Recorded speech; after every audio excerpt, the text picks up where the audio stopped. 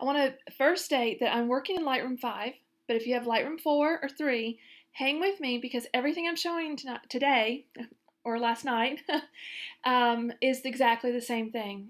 You can do in Lightroom 4 and in Lightroom 3. The difference will be that with some of the Lightroom 3, or some of the options you see in Lightroom 5 and 4 for the brushes are not there for Lightroom 3, but that's okay. Fundamentally, you can do most of the same things and use it the same way. Okay, so all that said, I'm getting started, and here we go. So, we're talking about brushes, and we've got our brush icon right here, and I can click on it, and we can just dive right in. But before I do that, I want to talk about what brushes are fundamentally. They are the ability to change or alter specific points on an image, or parts, or areas of an image. So if I wanted to say brighten just one area, like her hair right here, I could brighten just that. It gives me the option to localize the change, the adjustment, the effect. So we can localize the change. That is what brushes can do for you. Presets that you install in the Develop Preset module, as you can see over here, you can see the navigator, and as I move over things, you can see it. These will apply to the whole image overall, okay? It's not going to be specific to one area or the other. Brushes are wherever you designate with your mouse. That's where the change is going to take place. And we'll talk about how and when to use brushes versus global presets. So brushes are local adjustments, and presets are global adjustments. If you have the notes that we provided in the blog post that Laura's sharing this video in, then on page 1 you'll see an image at the top and a screen print, and you can see that I illustrate clicking on this brush. This is what it looks like for Lightroom 5. Lightroom 4 and 3, it looks more like a paintbrush.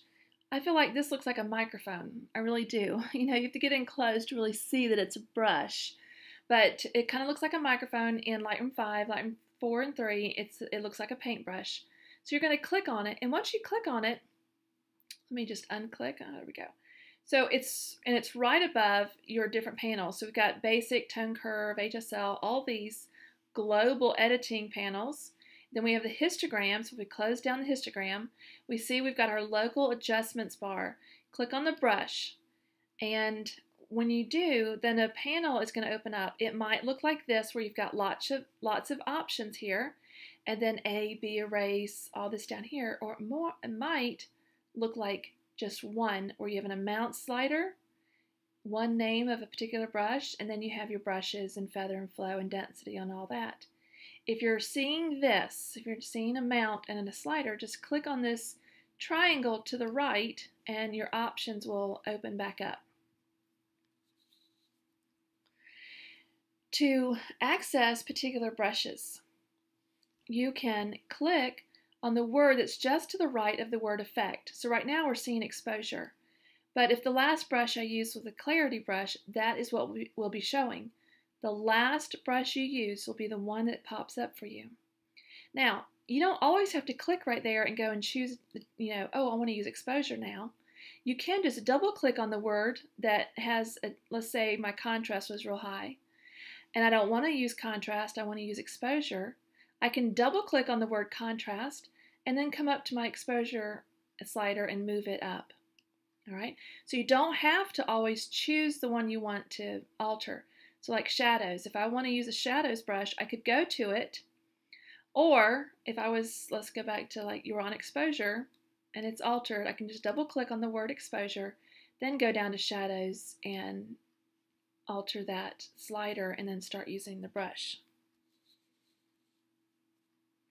So let's say I want to use, let's use the Temp and Tint. Now in Lightroom 3, you don't have this option. You don't have Temp Intent.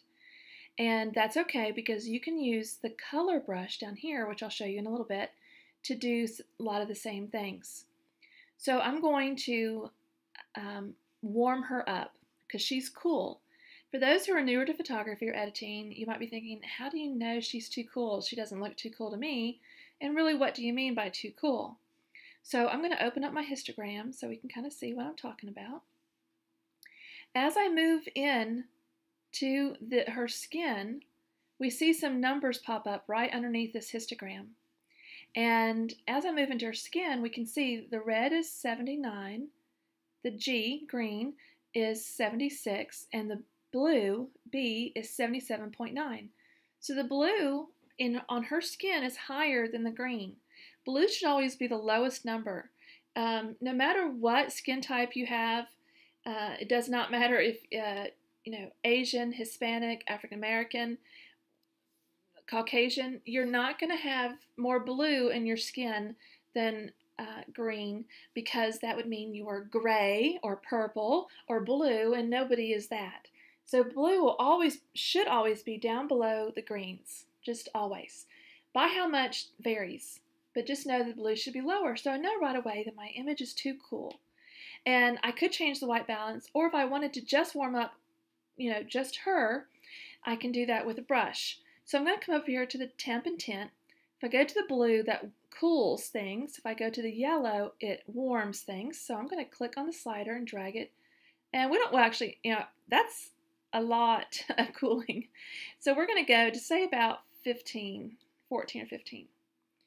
Now I moved my mouse into my picture, but gosh, look how tiny my circle is. Can you see it? If I move over here, it's tiny. I'm on her shirt. It's really, really small.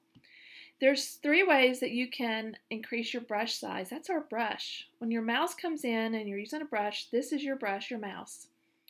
I can increase it by moving the size up. So that's the size. So you can see it's a lot bigger now.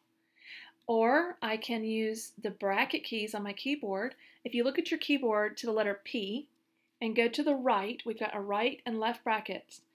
The right bracket key, move over here, will make it bigger.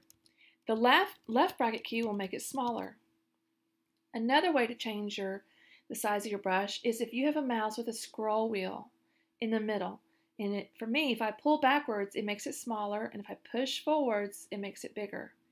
If you have an Apple mouse, your middle will do the same thing. If it's not, then you need to go into your settings, and I believe you can set it to do that. So I can just pull down to make it smaller or bigger. And I tell people to suit their brush according to the size of the area that needs changing. So her face, I want to brush all over her face. I'm not brushing yet, but I want to do all of that. I wouldn't use a little tiny small brush, and I've seen people do that, so don't make this mistake. It takes a lot longer to cover this area with a small brush than with a much bigger brush. So now if I just click and start brushing, we can see I'm warming her up, aren't I, right away. Big difference. And we'll talk about this little dot in just a second, but I'm going to come and show you. There's before, and there's after. Get bigger here. Before, after. Now, if I didn't want it to be that strong, what if I had done it and it was like that? And you're like, ooh, she's orange, and we don't want to do that. It might be too much. What you can do, while it's still active, your brush is still active if your pen is black in the middle. So now I can just come in and pull it down. But let's say I had it that much, and I went and did some other, let's say I did like contrast. I upped the contrast and I brushed it around on her hair, and I did something else. And later I came back and like, gosh, she's too orange, too warm. I wish I could back that down. All I have to do is come and click on that pin where I brushed for the warming. As soon as I click on it, it's showing me in the brush panel what I did, what the change is. So now I can just click and pull it down as long as that pin is active. Okay, the pin's got to be active, and I can come and pull it down. If I want to go and start a new effect, a new brush adjustment, because I say I want to whiten her teeth, or I want to whiten her eyes, or smooth her skin, in between brushes, you need to click the word new. If you don't, all you're going to be doing is taking that last effect and brushing it on a new area. And we don't want to warm up her teeth, do we? So let's do that. I shouldn't have warmed up her teeth. Okay, I want to erase it. And how you erase an effect over a particular area because you didn't want to hit it, you come down here. Our main adjustments are in the lighter gray. Come down, we've got darker gray area. We've got brush, A, B, and erase. Click on the word erase. And now I'm going to erase over her teeth just to make sure that her teeth don't get any, warming effect. So we don't need that. So now I'm going to click New, and I'm going to whiten her teeth, and we have, I'm going to use a custom brush for that.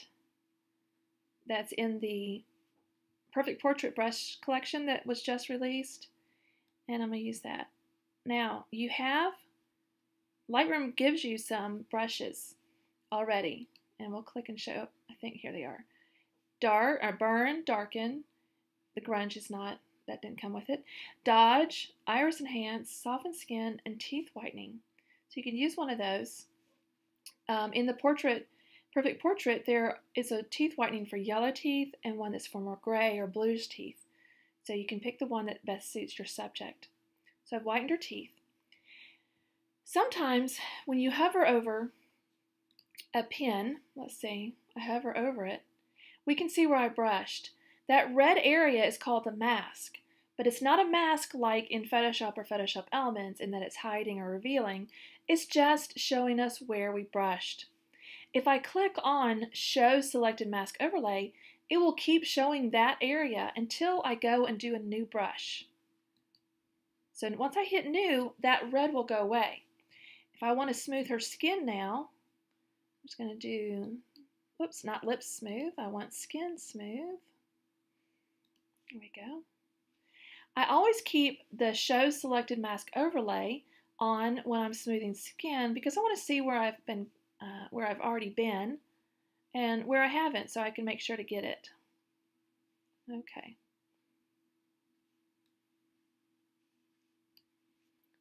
I'm just clicking and dragging around.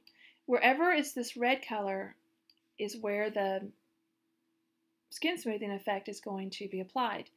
If you want to be able to see the effect and not the mask, then we just uncheck that and we can see it. Now, I'm going to come in here and I'm just going to delete that pin. I hit delete on my keyboard. And let's say I know she's a young girl, her skin doesn't need a lot of smoothing, and the skin smoothing brush is a little too strong. What I can do is come in here and reduce the flow. The flow is kind of like, if you have a spray can of paint, let's say a red. If I hold that spray can down just real faint and I kind of go over it, it's just going to apply a little bit of that paint. But if I really lay on that nozzle and I just push it real hard, it's going to come out really strong as it can go. The same with the flow of your brush. So with a reduced flow, turn this back on, then not as much will be applied with my strokes. And you can see it's a little fainter. It's not as bold of a red, is it? Anywhere that's shadowed will come on. Now, it is cumulative, so the more I brush over the same area, the more will get applied.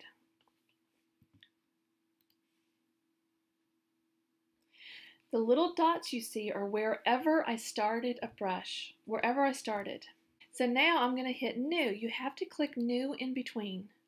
So now let's say we might want to do her under eye circles. And you just kind of think, what else do I want to alter that would help this image look as good as it can and still look like it came out of the camera that way? You don't want to alter a picture so much that people look at it and think, oh, that was photoshopped. And yes, we know this is Lightroom, but most people don't know about Lightroom. I think it'll be funny one day when they say, oh, that looks Lightroomed. But it always tickles me. And so we want to make it look natural and subtle. The best changes are the subtle changes. I'm going to hit New, and I want to let's maybe brighten up her catch lights a little bit. I'm going to zoom in with Command plus or Control plus. Command plus on a Mac, Control plus on a PC, and then I'm just going to kind of brush over. Catch lights are the bright areas that are reflecting light in eyes. My flow was down. And one thing I did not talk about, which I'm going to fix in to do, is the feather. We'll talk about the feather. I'm trying to see what I want here. And I'll start this over here. And then we're going to hit New, and I'm going to do the eye whitening. And with this one, you might have to zoom in, depending on your picture, to get this one.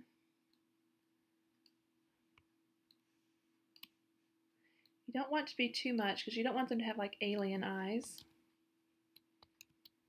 Okay, so what I wanted to show you really quickly, I did away with it so we could go through the whole brush thing again. You click on your brush and you go to choose a new brush, and let's just use like an exposure brush for this. Down here we have feather. In Photoshop there are hard versus soft brushes. Soft brush means it's blending into the pixels around it. Hard means that the change is very defined. There's a very set start and stop point. Feather is just like that. If we have a high feather, then it is blending in to the pixels around it. So I'm going to do a change here and like this. So that's a soft brush. And we can definitely see it, and we can, because it's a very bold change. We really increase the exposure. But it's blending in, those edges are blending in, so we really can't tell exactly where it starts and stops. If I move the flow down, and we have the same brush, oh, not the flow, move the feather down, move the feather down. Look at the difference. All I did was change the feather. So here it's blending into the pixels around it, and here it's very defined. It is very, it's just very precise. So most of the time with portrait editing, you want a pretty high feather. You don't have to have it at 100, but I would say 70 and above normally. To get rid of what I just did, all I did was hit delete on my keyboard while the pen was active. Let me show you that. So the pen is active when it's black. If the pen is white, it's not active. So now I hit new. So what it did was like deactivated, it closed down that particular brush, and it's waiting for me to tell what to do next. If I click on the pen, if I click on the white circle and it turns to a black center, then we know it's active, and I'm going to hit delete on my keyboard to make it go away. If I want to see the changes without going to my history or doing it before and after, so I could do it before and after this way. There. So I came down to the bottom left corner. There's a large rectangle and then a smaller, darker rectangle in the middle. Then I have YY beside it. I'm just going to click on the YY. That is before and after. So here we've got before, and here we have after. Subtle changes, but good changes.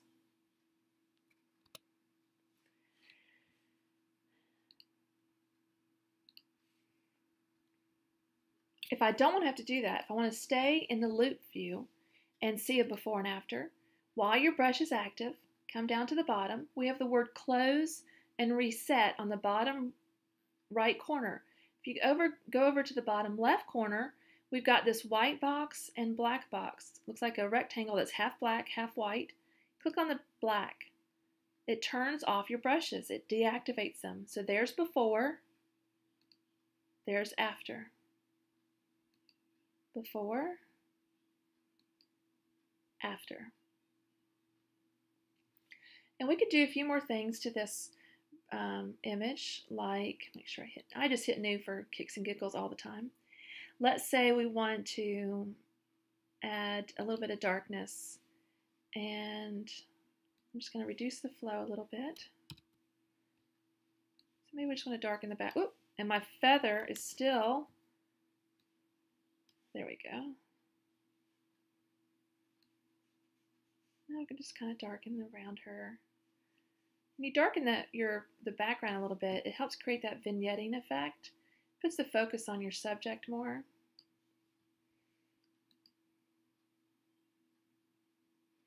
If She probably could be warmed up a little bit more too, but we'll leave that at that. If we wanted to maybe add some contrast to her hair, have her hair be a little richer.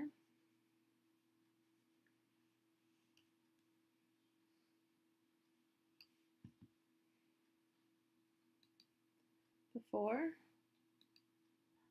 after. Before, after. So I'm going to click done with this one. The nice thing about brushes that you should know is that when you're working with presets and you want to sync them, so if I have a series of pictures, if let's say we went out and this little girl's the subject and I shot her at this way and farther off and then sitting in a chair and then standing by a tree, but pretty much the same light, I could run the same preset and sync it to all those images. And what's nice is that we can do the brushes and then sync presets, but they're not, and the presets are not going to overwrite the brushes. So the way presets work, global presets, is that it's got to be one or the other. You cannot layer presets except for the advanced workflow.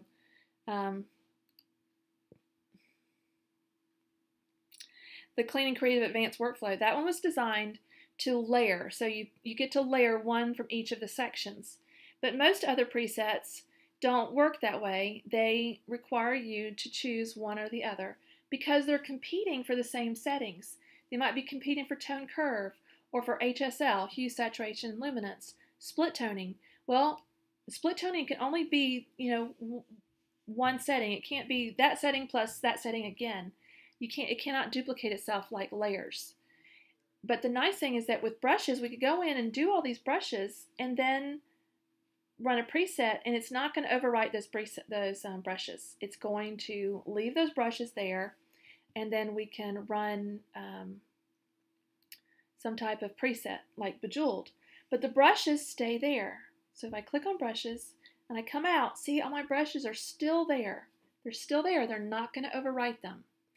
So I typically, when I'm going and editing in Lightroom, I will do a clean edit with my brushes a lot of times, do a snapshot.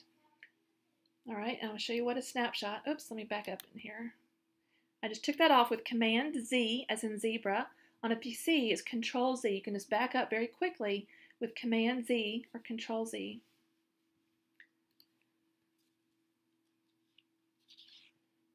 Oh, I forgot what I was going to do now. Oh, snapshots, that's right. So I would take a snapshot, and you can see snapshots over here. They're below, so we've got our preset panel. Right below that, we have snapshots. And you can hit the plus sign to create a new snapshot, or do Command N, as in Nancy, or Control N, and it'll create it. But I can do that, and then we'll do clean recording.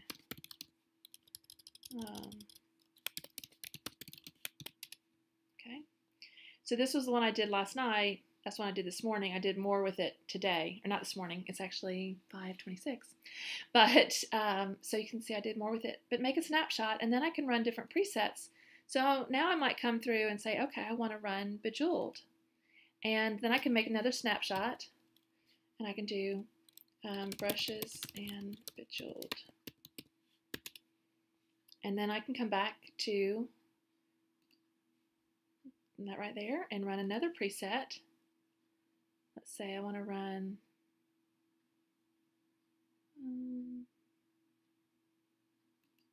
faded film. Really like that. And I can do Command N again, and I can do brushes, faded film, if I want to be able to compare to decide which ones I want to use. So there's brushes and Bejeweled. There's brushes and faded film. And I can export from here too. So there's a lot of questions about snapshots last night at the live webinar. So I wanted to make sure to spend time showing that you can export from a snapshot. You cannot export multiple snapshots at once. If you want to export multiple versions of the same picture, then what you should do is come down and make a virtual copy. So I'm going to come back to the clean recording, And I'm going to right click in the thumbnail and do create virtual copy. Now it makes a brand new copy of my image with all the adjustments. If we go to brush, all my brush strokes are there. So now, and it has all the same snapshots, which is nice.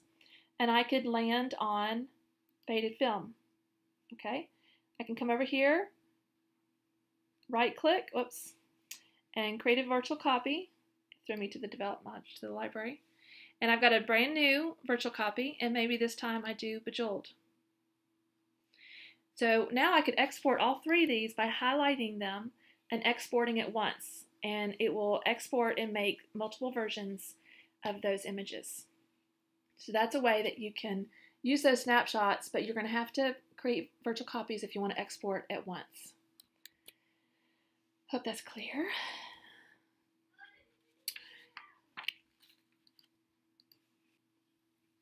So let's work on another image, and this time we're going to make sure to cover a few things that I missed the first go round. So I did a little edit of this image right here. I love this one. I think she's just beautiful. And I believe this is a Brooke Logue image, so thank you, Brooke Logue, for sharing your image with pretty presets to use. The before, so here's before, and then here's after. We use some graduated filters with this. And so what I'm going to do first is go through on this one. This is a picture by Lily Fields Photography. Susan is the photographer there, and she's a fantastic, amazing, and I've really enjoyed watching her grow in her photography, and she allowed us to use some pictures for examples also. So here's the picture straight of the camera, and I think it was a little chilly. Her cheeks are rosy, her hand's a little red. So those were some things that we took care of with the brushes. And I'll show you what we did. When I activated the brush tool, and I can come in and we can see all the little pins I did. See all the little tiny little pins? And it's because I used a variety of different brushes. And let's just create a virtual copy. And then we can reset the virtual copy. I'll go in and just use a few of the brushes. Sometimes I do that by accident. I'll click the brush when it's already active. So let's first tackle, maybe we just want to warm her up a little bit. So I'm going to come up to add warmth. And if I don't want it to be as strong, I can lower this flow down. Maybe just a little bit. And wherever I start brushing is where they'll put a pin down. Now let's do new. Maybe I just want to brighten her up a little bit. So I'll just do exposure. Just maybe a little bit here. Just brighten her up just a little bit. Brighten up this hand. And click new. Now I want to kind of fix those red fingers. So I'm going to do fix cast red. And I want that flow to be up. If you use something and it doesn't do 100% of what you need, what you can do, because these brushes are made and they try to be made in a way that would work for most people, but let's say you have a really troublesome cast. What you can do is hit new again, hit new, and then you can do it again. You can run over it again if needed, okay? And now I might just get her cheeks a little bit. Just a little bit. We don't take too much of the color out. Now new, and maybe we want to smooth her skin a little bit. Actually, let's do tone and even. And I'm just using these brushes because that way I don't have to manipulate the settings. It's just easier. These are the custom brushes, Perfect Portrait custom brushes. They're at the Photo Deal Cafe right now. And again, the mask shows me where I brush, but I can't see the effect. So if I want to turn off the effect, just turn off the mask so I can see the effect. There it is. I'm going to hit new again, and let's do something for the under eye circles. And I'm just going to zoom in.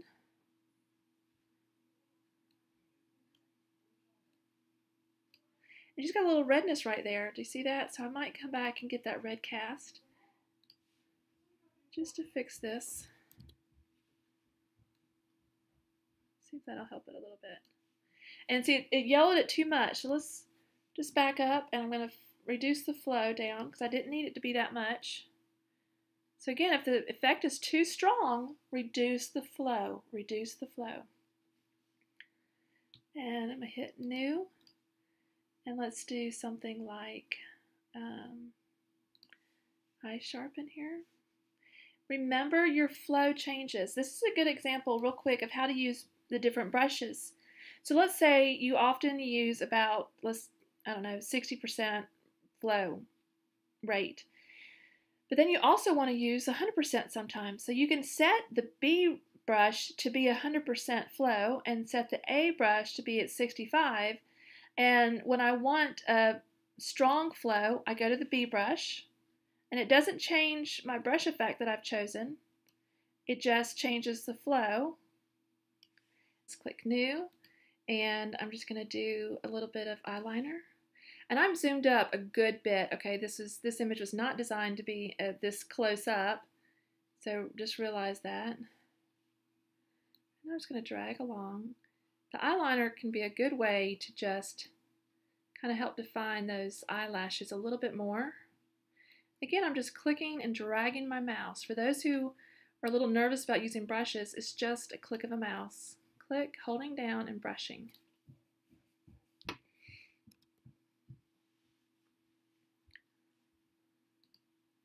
So with a few brushes, we went from that before to after. And we could do more with it. Okay, I brushed on hair highlights earlier, all kinds of things, but with just a few, it makes a big difference. The nice thing about this to know too, and I think I didn't stress it enough in the webinar last night, is that this image is beautiful and it's well exposed right out of the camera. It's great. It has some problems like her hand or her cheeks being red, things like that. And if you ran a preset on it right now, as is, it might accentuate those problems, okay? So it might accentuate her hands being red. Let me look for a color one. And some it might fix all the way, but some it may just expound upon the problem.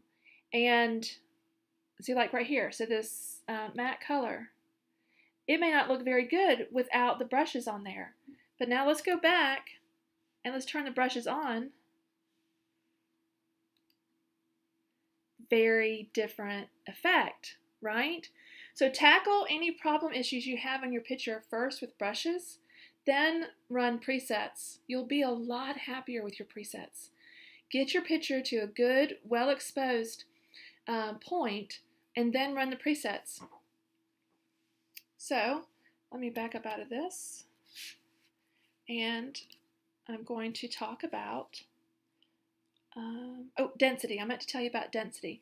That was a question we had last night in the webinar, was what's the difference between flow and density? So with flow, let me come to this picture right here.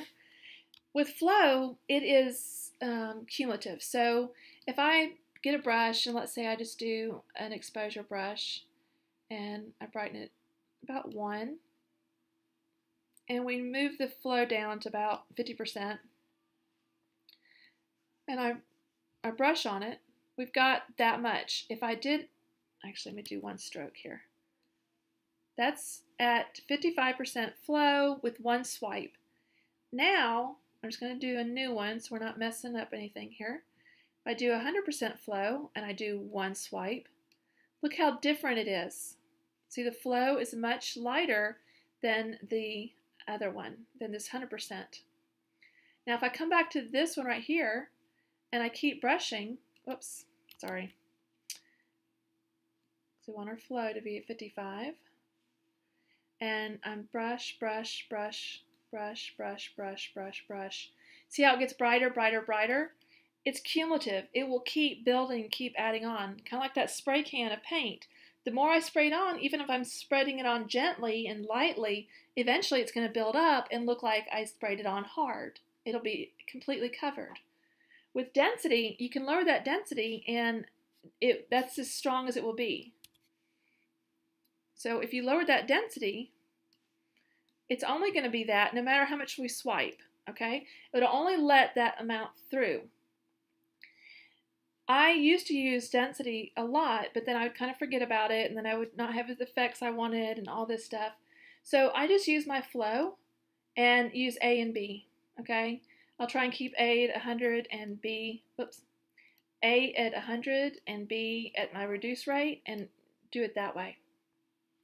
And there is a way to toggle in between them, and I have just forgotten. Can't think of what it was. It'll come to me. So, a number one cause of people thinking that their brushes stopped working. When I used to help Laura answer technical problems with Pretty Presets, that was something we saw a lot. My brushes just quit working. Something's not right. Can you send me new ones? They're just not working. Always, 100% of the time, 100% of the time, it was that their flow and or density was so low that they weren't seeing the change. So here my flow is at 8, my density is at 7. Can't see anything, can you? Looks like they're not working. I clicked and drug around, and that was at this exposure up 1 point, and that would really be noticeable. But when the flow and density is really low, it's going to look like nothing's happening. So check your flow and density. I leave my density to 100, and I mess with my flow. But if something's just not looking like it's working, check that flow. We have these pins, and I meant to talk about this more, so I'm kind of digressing a little bit. If you're not seeing these pins, these white buttons, come over here to the bottom of your picture while your brush is active. So make sure your brush is active. You'll know your brush is active if you see New and Edit right below it, okay? So if we're working with Basic, we don't see New and Edit, do we? We see the brush and we see the word Basic. But once we hit the brush and it opens, we see New and Edit right behind it, or right below it. Then we have all these pins where we started brush effects, where we started brushing. If you're not seeing that, come down to the left corner below your image. It'll have Show Edit Pins. Mine says Auto. Yours might say Always. Yours might say Selected. Or yours might say Never. If you're never seeing those pins, if you're like, I don't know what she's talking about with those pins because I've never seen those, come down here to Show Edit Pins, click, and I do Auto. What Auto is that when I'm out of the picture, my pins disappear. When I move into the picture, they show up. If you have it on Always, which I used to always have it on Always, but then you always see the pins, and I don't like that. I like to only see the pins when I am purposeful and I want to see them, and so that's why I do Auto. So as long as I'm not moving, let's move out of, there we go. If I move out of the area, then they will hide away. So as soon as I come in to the editing area, then they're going to show up for me. Okay, so let's talk about graduated filters. And before I do that, I want to say on page 2, there's some tips to remember when using brushes. Start with a little. You can always add more later. Don't over smooth or over sharpen because then they just don't look realistic. Subtle changes are best. Do not try and sync brush settings. While you might have like a picture of her like this and then another one that's very, very similar, and you're going to think, oh, well, she didn't move. They're all in the same spot. And you try and sync those settings where the teeth whitening is and where the eye sharpening is might be off just a little bit, and it will be noticeable and it will not look right.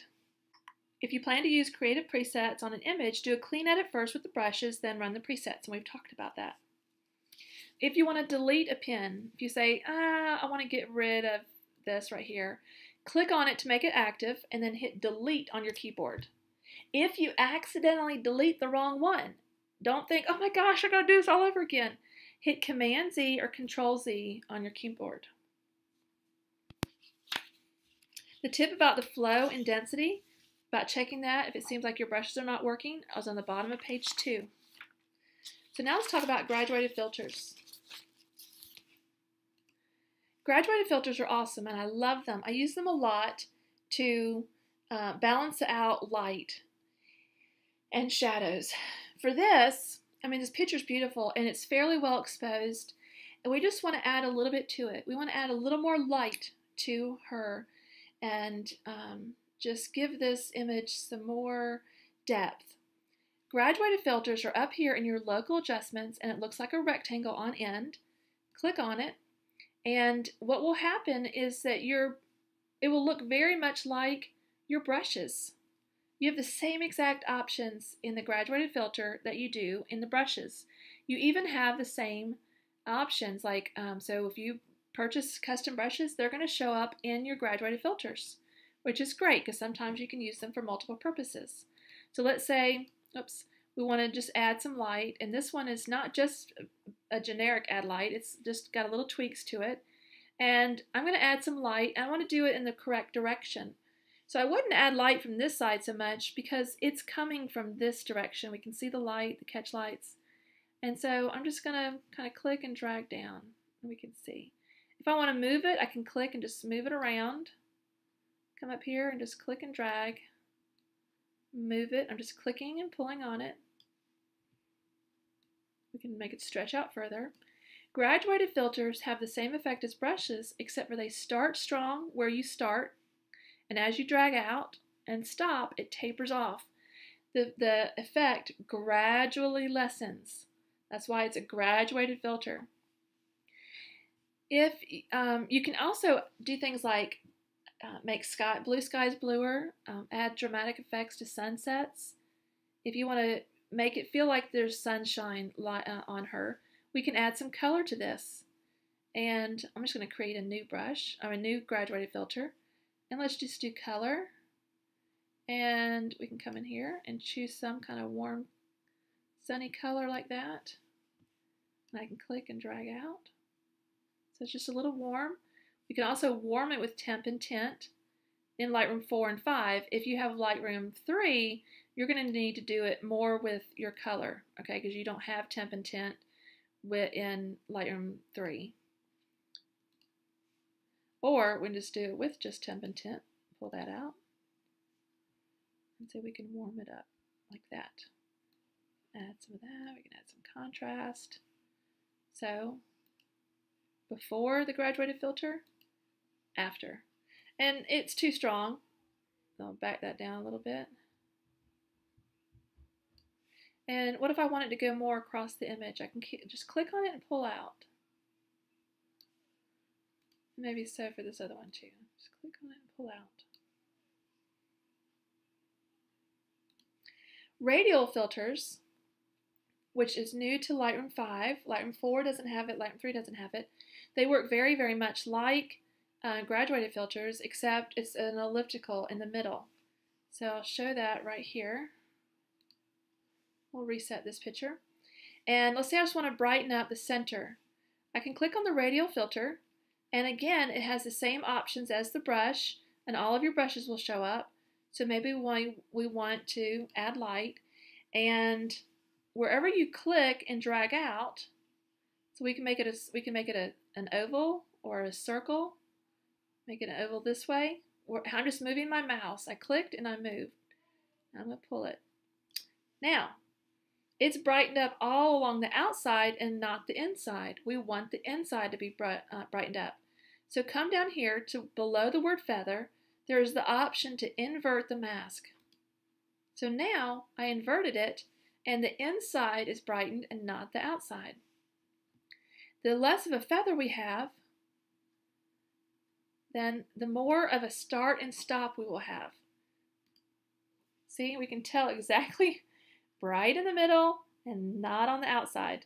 How do you fix that? Just click on your radial filter, the pin, come down here and change the feather.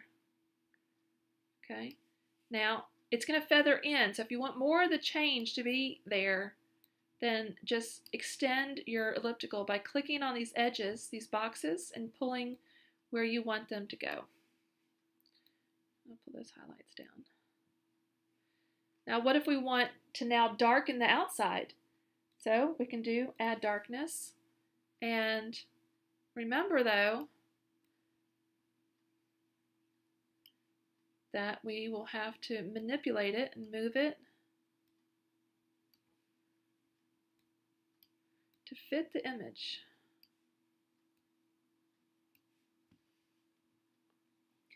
If it's not going the way you expected, then just hit to invert the mask. Before, that's straight of the camera. After. That's with the radial filter. It's a lot of fun. You can sync radial filters and graduated filters as long as your subjects are staying pretty much the same.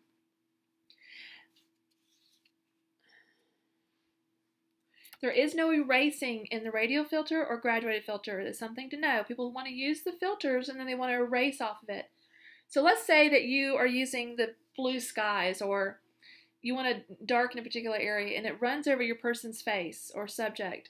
Just use a brush and counteract it. So if you use a graduated filter that then darkens your subject, grab a brush and lighten that area.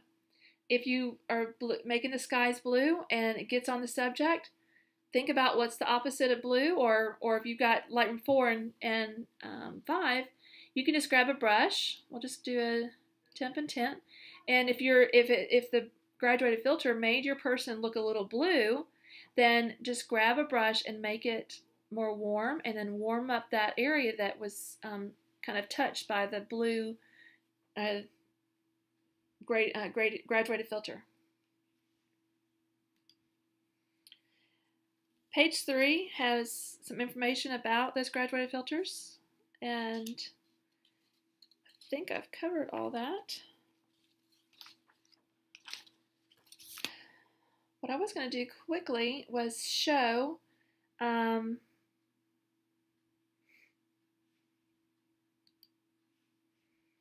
little bit about color cast. I talked about it just now. You know, if a blue graduated filter makes your person a little blue, then you can use that Temp Intent. You often people will have color cast from grass. That happens a lot when people shooting grass. Their face will look a little green or even a little yellow. People wearing red shirts or have something red nearby. Red can kind of be on the cheek area, the chin area, things like that. This image is slight, but there's a little bit, you can tell there's something green or neon nearby because it's a little bit on the side of her cheek right here.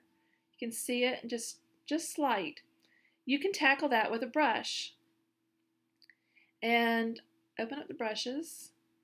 And if you have Lightroom 3, then you would tackle it with a color. So when we're working with colors, and this is not in your notes, so you may want to write it down. When we're working with colors, if we've got a green or a green color cast, which this may not be, but if we have green, the opposite of green is going to be magenta when we're working with red, green, blue. So if we got too much green, we're going to add in some magenta to kind of balance that out. If we have too much blue, if something's kind of blue, then we can add in yellow. Or if something's too yellow, we can add in blue. So think of it as a teeter-totter. Maybe draw teeter-totter on your notes. And blue on one side, yellow on the other. Red is on one side, cyan is on the other. So if we've got too much red, then we might add in a little cyan to balance that. So for here, we've got, it's like a yellow. It's a greenish yellow. So I'm going to use a color. And I'm going to come over here to I'm just going to kind of do this color blue. Real faint. You don't need anything real strong like that. Just kind of blue. I'm just clicking around in there. Let's try that. And now I'm going to brush about right here.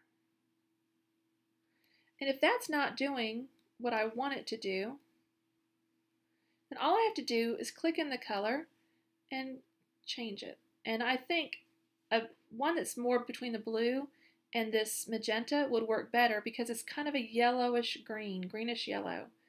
And so I'm going to come over here and see if I pull up, you can see where I brush. See that in her picture? So what I'm going to do is just keep moving until I find a color that I feel like works well. And it's going to balance out.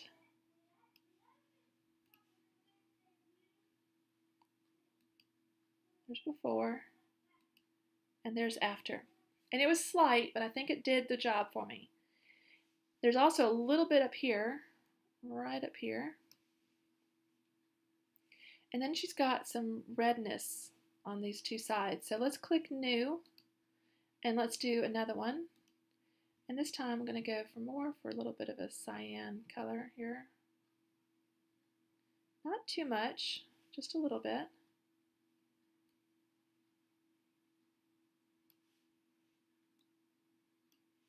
And I hit an area that I didn't mean to, but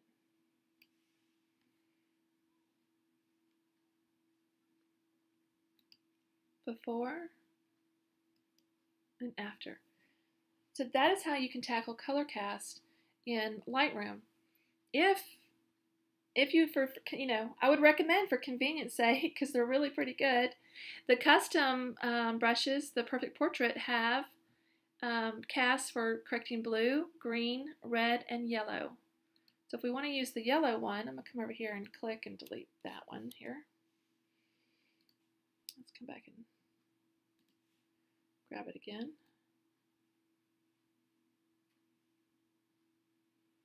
It really should have been the green, because it is so green-like. Change it to green. And I think that worked better. So here we go. Before and after. Before and after. Although I think I changed this, didn't I? I did. Alright, so let's delete that. Because I didn't click new in between, it messed with it. I told you got to click new. So here's the fixed red cast. I'm going to tackle that a little bit. And if you hit an area you didn't mean to, hit erase.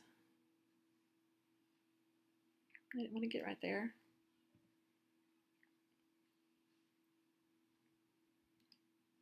So that's before. That's after the fixed reds cast and fixed green cast.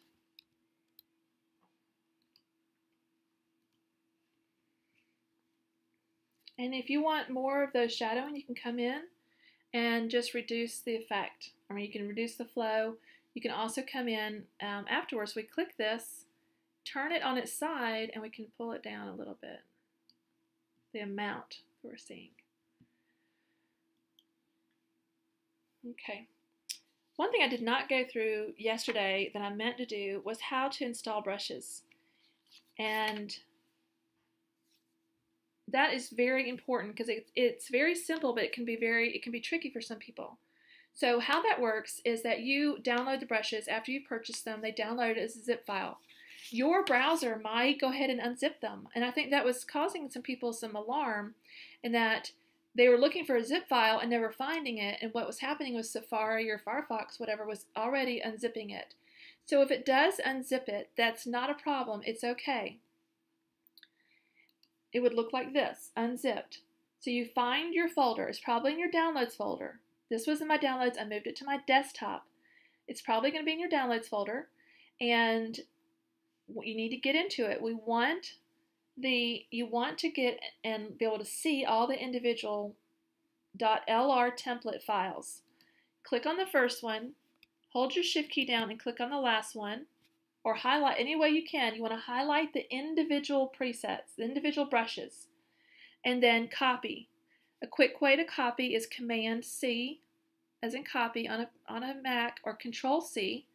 You can also come up to, let's see, Edit, and then Copy. Whatever's highlighted. Copy 40 items. Now, while your Lightroom is open, my Lightroom is open on a Mac. So PC users, hang tight. I'll tell you how to do it. So on a Mac, Lightroom, Preferences. This is in the notes on page 4. Go to General. So you've got tabs up here. Under the word Preferences, there are 5 tabs. Oh, I'm sorry. We're going to go to Presets, not General. Presets. And then down in the middle of this box, you're going to see an option for Show Lightroom Presets folder. Click on that. Then your Mac Finder will pull open, and you're going to double click on the word Lightroom. Once you've double clicked on the word Lightroom, go down to Local Adjustments. Okay? You're going to have all these different folders.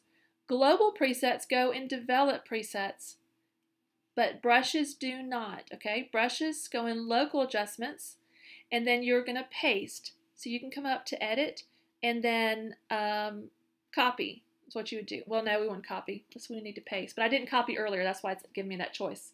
I never hit copy before. But then I would hit Command V as in Victor, Command V, or I would come up to edit and it would give me the option to paste. I never copied when I had those highlighted, but your paste would be an option if you had copied it. Then you're going to restart your Lightroom. If you have, now go ahead and copy that. There we go. If you have a PC, you're going to go under Edit, Lightroom, and then you're going to click, we got File, Edit, Develop, hit Edit, down to Preferences. It'll be down here somewhere. And then it's going to be exactly the same as on a Mac. Go to Presets, and then Show Lightroom Presets folder. Double click on Lightroom. Click on the Local Adjustments presets, and then Paste. And I did it this time. So we got Paste 40 items, or you can just do Command V, or Control V as in Victor. Then you're going to restart your Lightroom. When you restart your Lightroom, you're going to click on your brush, and next to the word Effect, to the right of the word Effect, you're going to have some word. It could be saturation, it could be shadows, it could be clarity. Whatever the last brush you used is what's going to be showing. Click on that and then scroll down and you'll see the custom brushes. If you're seeing this abbreviated version of the brushes, just the amount slider, remember to click on the triangle and it'll open up for you. Okay, so that is custom brushes in a nutshell, or brushes and graduated filters. The questions that I had at the end of the webinar were a lot about snapshots and how to delete brushes and about flow and density. So I tried to make sure to tackle those. Your brushes, if we were going to sync, let me show you. So let's say I wanted to sync. I'm going to highlight and I can click and choose the ones I want to sync. I was just holding down my Command key and clicking on the one. So let's say all these are similar and I want to sync. Then at the bottom of the right hand side of the Develop panel, we have Sync and Reset. I'm going to hit Sync. We have options for local adjustments. We've got Brush and Graduated Filters and Radial Filters if you have Lightroom 5. Please do not sync brushes. Okay, please don't do those. You can sync Graduated Filters or Radial Filters. If you just want to sync a few things, so like you're trying to do a clean edit so that you can run global presets, then sync those graduated filters, radial filters, and then synchronize, hit synchronize, and that's fine. But for your brushes, you're going to have to do individually one by one by one. You just are. And but hopefully you're not editing 50 pictures at a time and it won't be too much. Let's see. And I think that was the end of it. The brushes today that I was talking about are the custom perfect portrait brush presets from Pretty Presets. And there's 40 of them. We've got some essential ones just for to use in all sorts of pictures. Then we have some for eyes, fixing color cast, a couple for hair, some for lips, skin, and a couple for teeth. And they're very effective, and I have really enjoyed using them. And that's it. I appreciate you hanging with me, and if you have any questions, please feel free to ask on the Facebook page.